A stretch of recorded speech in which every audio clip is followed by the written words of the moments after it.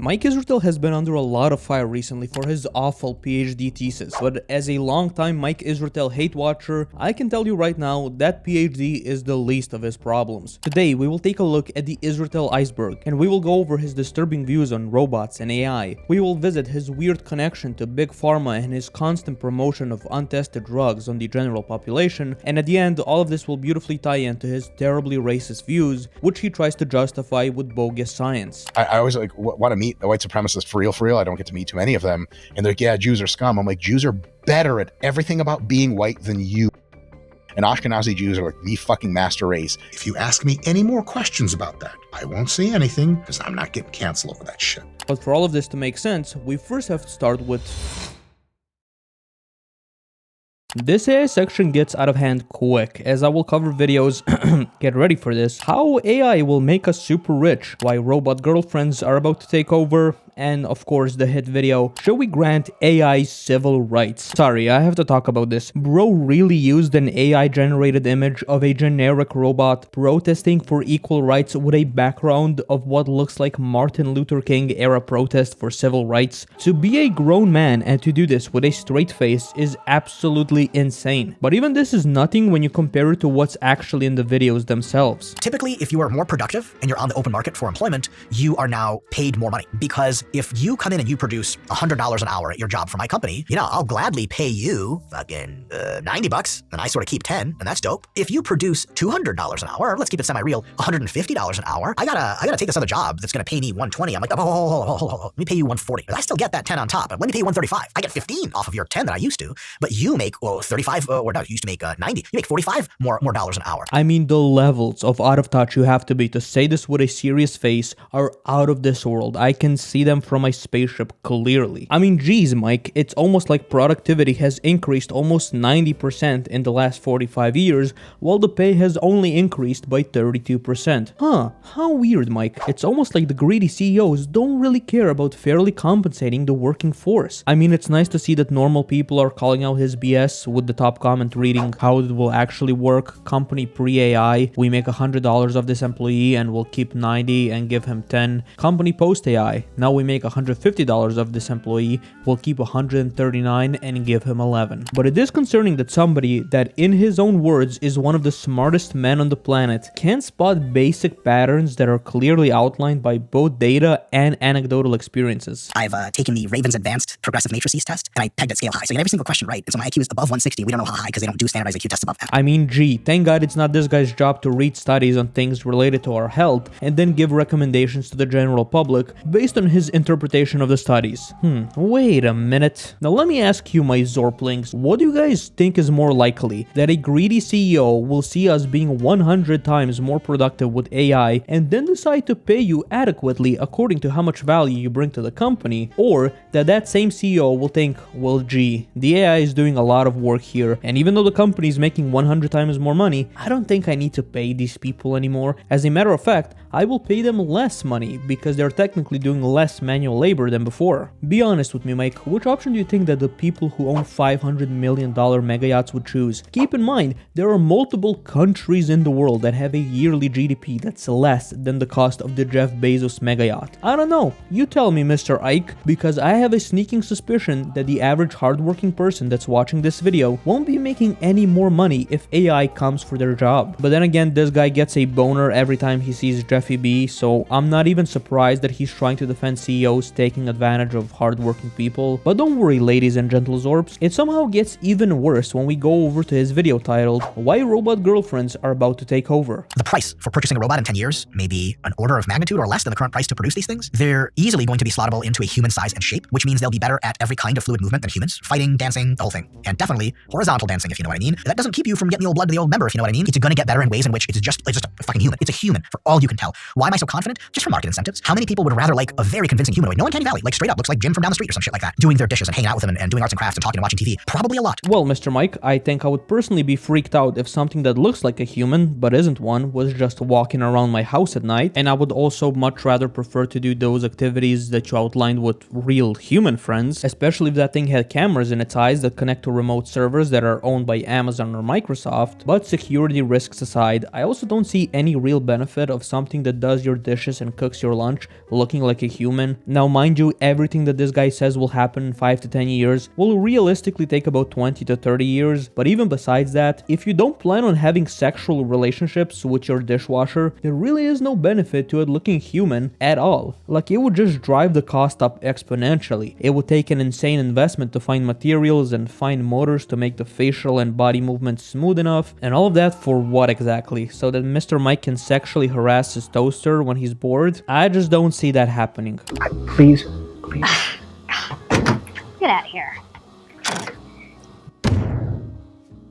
And listen, it is true that there's a lot of gooners out there with a lot of money that would have sexual relations with a robot, but also keep in mind that these people also stick their weenus in between couch cushions to get off. I don't think that this is the group of people that is too picky on what the robot actually looks like. The skinning project is going to just take an exponential leap because now we have the skeleton. It moves around really well. It does all the stuff. If we skin it properly, we just have this whole new market open up. Human to human interactions, if you know what I mean. Some stuff in there that only humans do, if you catch my drift. Listening to a short bald man that's on copious amounts of anabolics talking about skinning is probably the most disturbing thing I've heard today.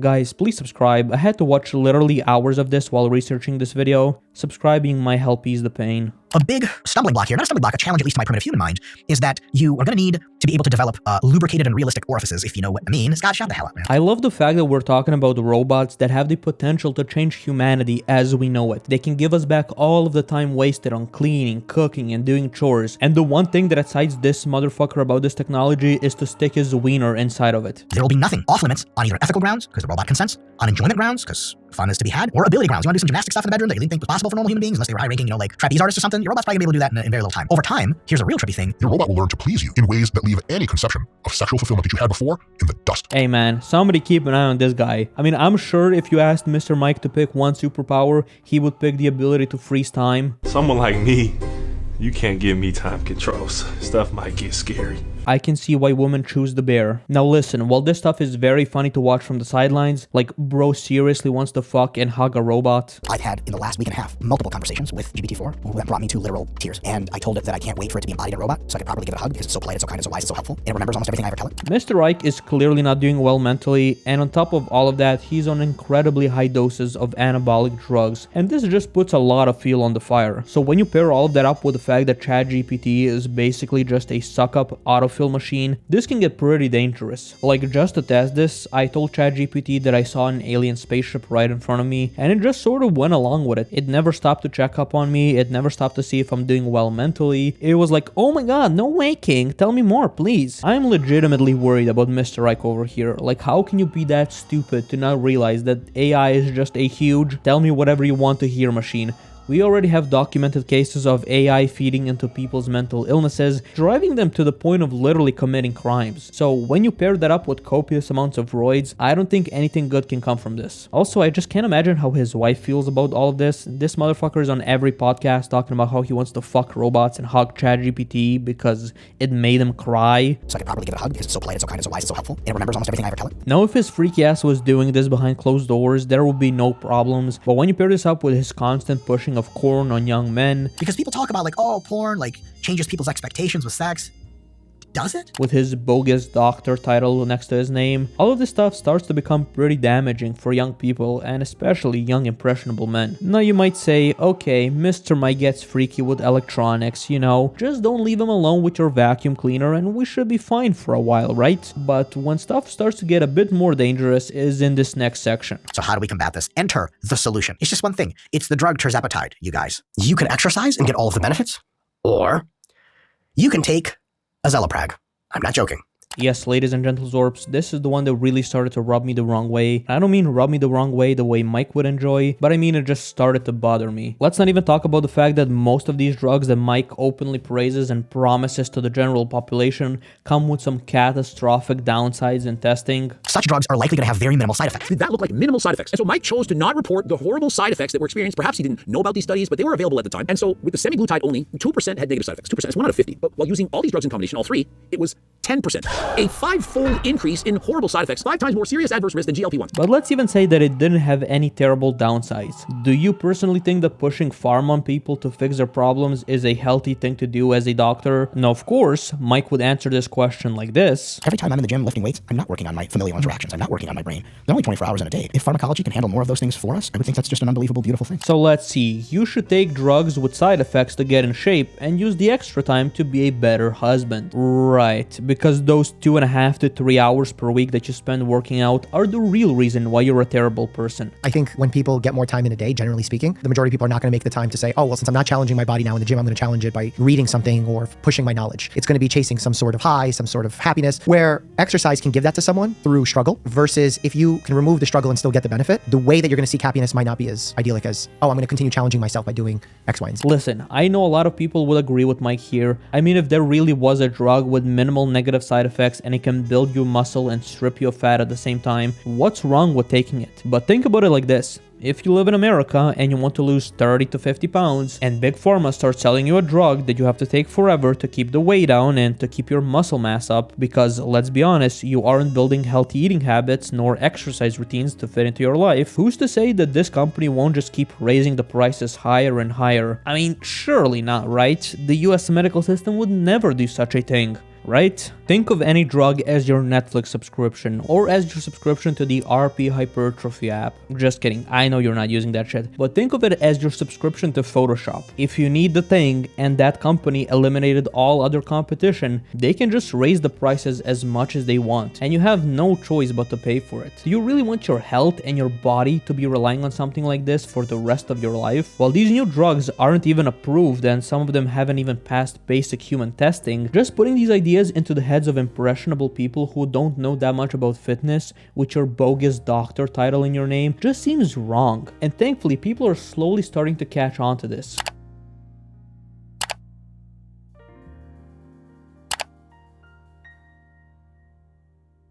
If you have no medical necessity for a weight loss drug, knowing that you can lose weight and build muscle no matter your monthly income is a very powerful piece of information to have. Not to mention that going through the struggle to actually achieve your goals does make you a better person. Sure, in Mr. Ike's hypothetical world, free time is all that humans need to fix their interpersonal problems, but just take a look at the rich retired people with butlers and nannies and personal chefs. A good amount of these guys are some of the most deplorable humans that you will ever meet. It's almost like we as humans need to experience certain things so that we can learn from them and become better. What a weird concept, Mr. Ike. But okay, he likes to promote AI laziness, porn consumption, and pill pushing by Big Pharma. Surely it can't get any worse than this, right? I 100% acknowledge, because I'm literate, that race is truly a biological construct. It is deep. It pervades almost everything. And it has real-world differences in ability that are complicated.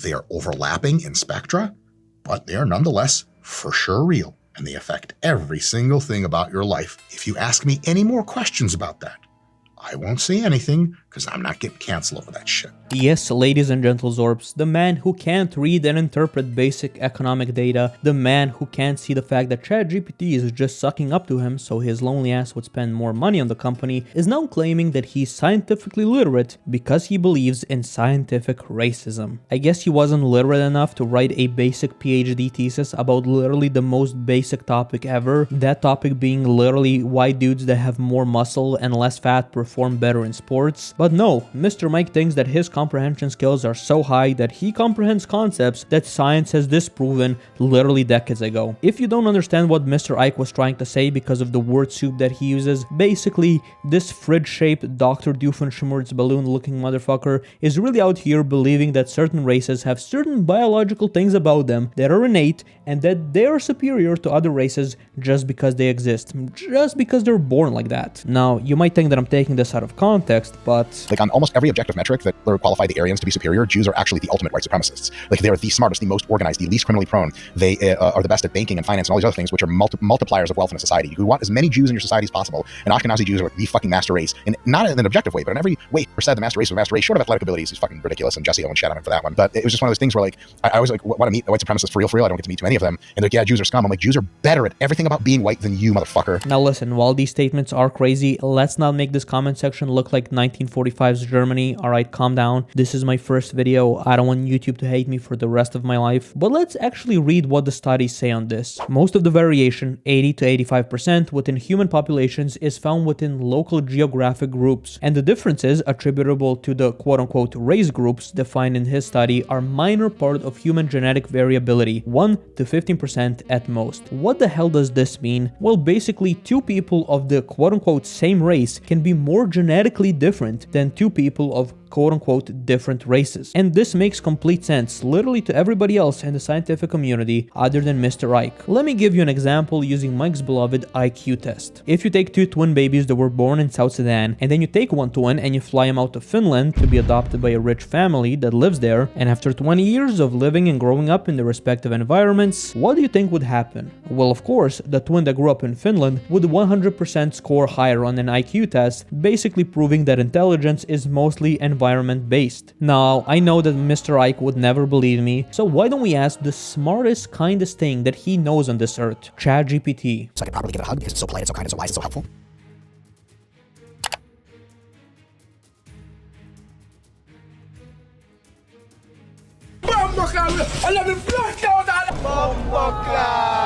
Pussyclat! Rasclat!